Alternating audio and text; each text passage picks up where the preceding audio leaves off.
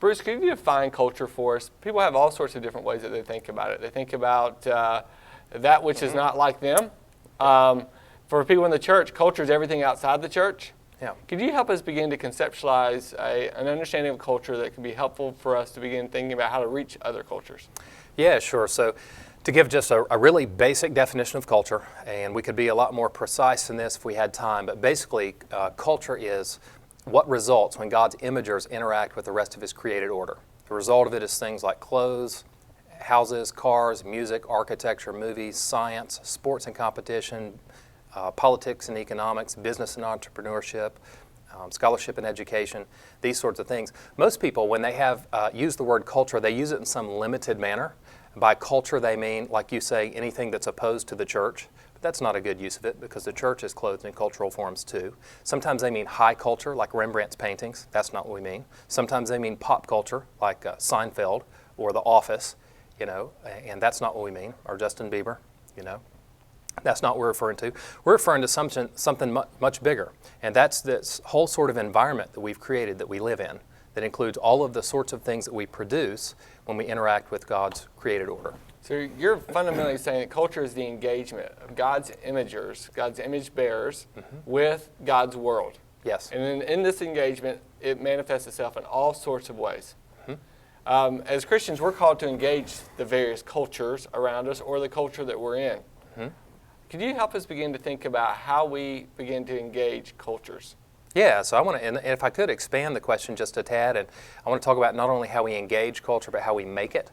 So let me just use the basic 4 plot moves that I normally use when I teach the biblical narrative, biblical storyline. So at creation, God created His world and affirmed that it was good and very good, both the visible and invisible aspects, both the material and the immaterial. Very good. And that's important because culture making is all about interacting with God's creation. And so if it's affirmed that God's creation is good, that must mean that something about the cultural enterprise is good. So God created the world good. He created His imagers to be fruitful and multiply. That's a social command. To till the soil, that's a cultural command, not just about agriculture, but culture as a whole. God was saying, here's my good world. Now I want you to till it. I want you to make something out of it, bring out its hidden potentials. He told them to have dominion, to be vice kings under Him. So God's intention all along was for the garden not to stay the same as it was, for humans to make something out of it. And only humans can do that. Humans can take sand and they can cultivate crops out of it. They can make pyramids like the Egyptians did. They can compress it and make computer chips like we do these days. So there's creation. At the time of the fall, we realize that Adam and Eve sinned and that all of us after them have sinned, and our sin warps, distorts, and corrupts the culture making and culture engagement enterprise. We still do it, we just do it badly.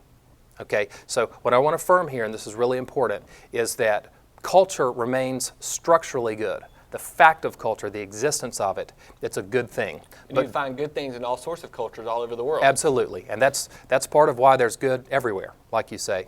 But sin warps, distorts, and misdirects. Because when we're sinning, instead of directing our worship toward God, we direct it toward idols. And that sort of sin affects every realm of culture.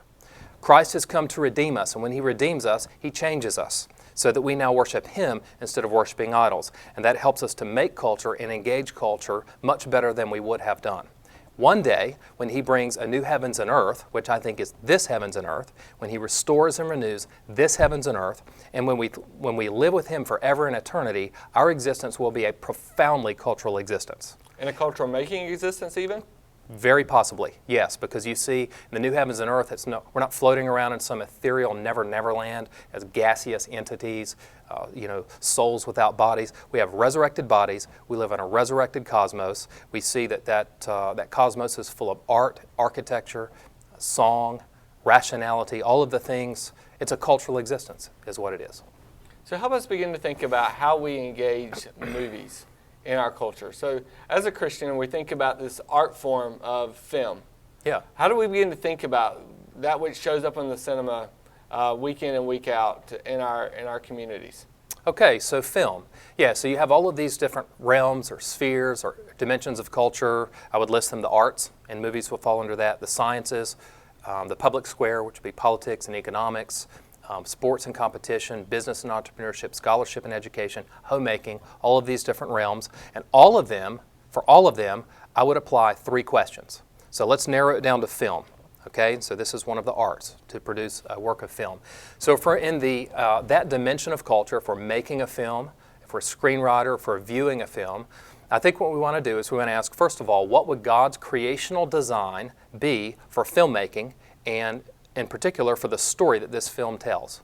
And we would want our film to speak a truth that is in line with God's creational design for the topic that's addressed, whether it's romantic love or pride in one's nation or whatever it might be.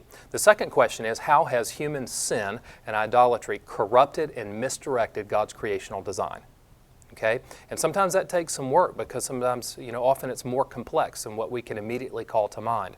But how has this topic and the way it's approached in our country and globally, and for us personally, how's it been corrupted and misdirected? And then third, how can we redemptively bring healing and redirection in this realm? And so how can we make a film that helps to point people back toward Christ and away from idols, and to help redirect? You talked about God's creational design. Will you just say real quick, why do you think film is important for God and His good creation?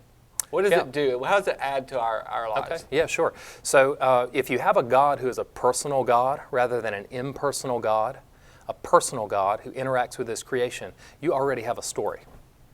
Our God is a storied God. And so I don't primarily believe in a God who's a collection of Latin attributes. He's omniscient and omnipotent, and He's marked by aseity and immutability. That's not what I believe primarily.